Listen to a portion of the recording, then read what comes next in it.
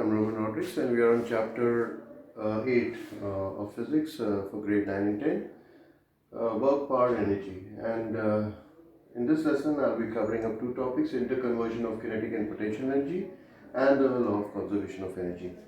So first, let's discuss the interconversion of kinetic and potential energy. Let's consider that you have a body placed at the highest point where velocity is 0, it is at rest, and it is allowed to fall down. The height from here to here is maximum, as you can see, okay, at the highest point. So since kinetic energy is equals to half mv squared, so velocity is 0, so kinetic energy at the highest point will be 0. And the maximum height over here, so potential energy will be mgh, okay, maximum, because the height is maximum. Now as it is allowed to fall down with gravity due to 9.8 meter per second squared, before it hits the ground over here, the height will be 0, so potential energy will be equals to, as you know, is mgh, and since h is 0, so this will be 0, and the kinetic energy will be maximum because it now has a velocity half mv squared, so the kinetic energy will be maximum, and all the kinetic energy has now been converted into potential energy. So we can say that the loss of potential energy is gain in kinetic energy. I'll just write it down over here, that loss of potential energy is equals to gain in kinetic energy. So now all the kinetic energy is converted to potential energy, so we can say kinetic energy is equal to mgh over here. Now, potential energy, as you know, is equals to mgh, and kinetic energy is half mv squared. So let's solve a question. Let's say the body has a mass of 20 grams and it is allowed to fall down. So at a certain height, and the height is say 20 meters. This is, let's say, 500 grams. So body has a mass of 500 grams and the height is 20 meters. So we need to find the kinetic energy. Kinetic energy is equals to how much, and also with what velocity will it hit the ground. So since kinetic energy is now converted to potential energy, so I can just say that using this formula, that mgh is equals to half mv squared. Loss of kinetic energy, potential energy is gain in kinetic energy, and mass convert this 500 grams into kilogram.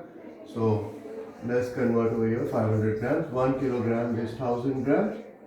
So gram and gram will cancel. So you have 500 divided by 1000. This will go. So you have 5 upon 10 or 0.5 kilogram. So the mass is 0.5 kilogram. Is falling with the gravity that is 9.8, and height is 20 meters. So kinetic energy will be equal to, let's shift the 0, don't come over here, the 0 is 0, 2 5s are 10, 10 times 9.8 would give you 98 joules. This is your kinetic energy. And if I need to know that with what velocity will it hit the ground, so since we know that kinetic energy is equals to half mv squared, kinetic energy is equals to half mv squared, and kinetic energy we know is 98 joules times 2, and mass is 0.5 kilogram, so is equals to v squared. So we shift the 0, 0 will go here, 5 4s are 20, 4 8s are 5 4s are 20. So this is mv, yeah, we finished. So 5 5 4s are 20, 4 8s are 32, 4 9s are 36, 29, 39, and the square root of this would give you the velocity with which it will hit the ground.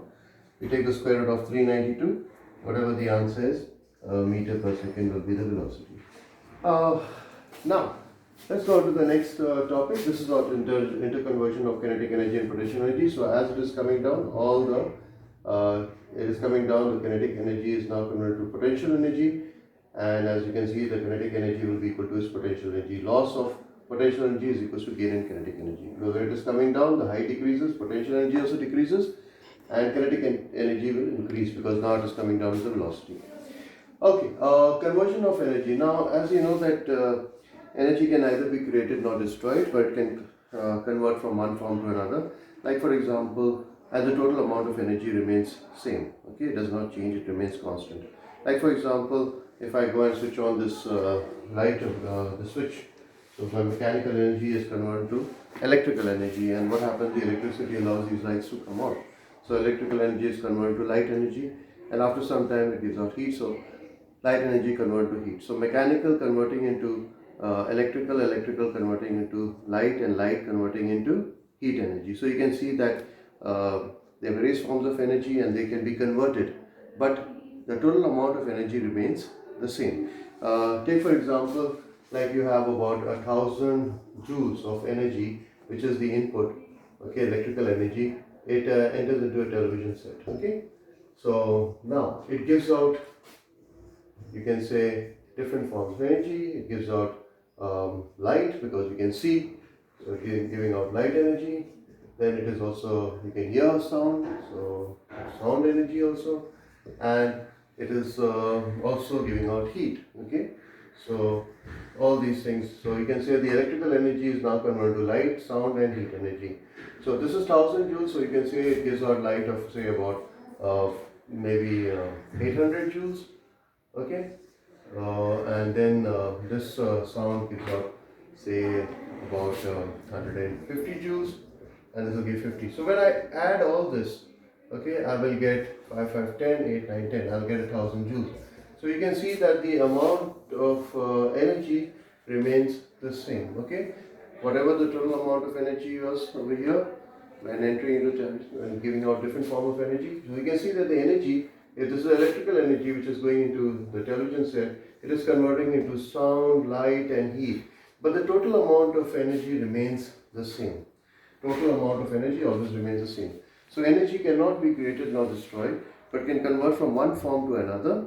And always remember, the total amount of energy will always remain constant, will always remain same. Okay, I guess that's about it. So hope to see you in the next chapter now. Till then, take care.